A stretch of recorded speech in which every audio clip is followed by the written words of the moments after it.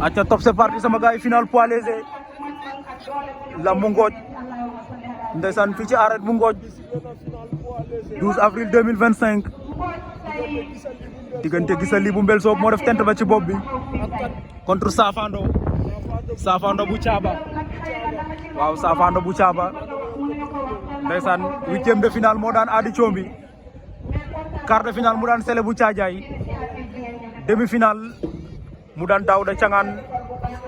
moom Safando bu Thiaba Saliou Diouf Gisali ndeysaan quart de finale moo ngi daan Boy Faye Mbine Diène demi finale mu daan Taf Jokul aca final baa ngi noonu ñu xool ndax Thiaba lay ñibbi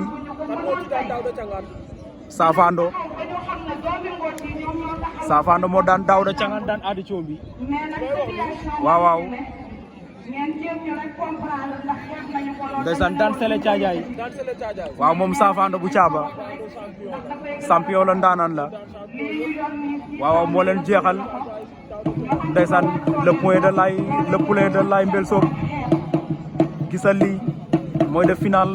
Laye Faye bu original Mbel Soob du ma la fàtte de sa boy baa ngi noonu moom Saliou waaye ki muy bëreel ndaanaan la champion la moom Safando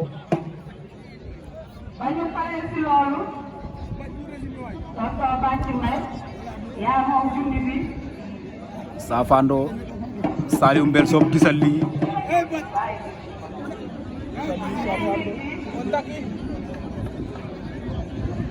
ndeysaan Gisali Safando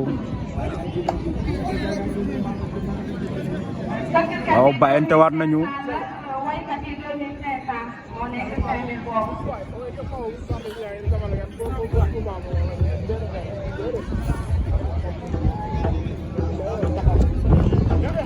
ko ni Gisali wala sa ba ñett nag lañ ca teg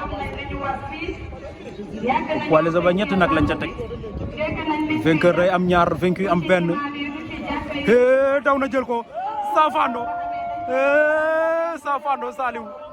Safando Gisali ramasse na ko Safando mi mbir la de jël amagul Safando war na ko ndombo penalty lamb Safando Saliou berek na ko la ilaha illallah Gisali def na affaire de la ilaha illallah mbëru Laye Dione ma ndeysaan Laye Mbel Soob sa mbër ba def na affaire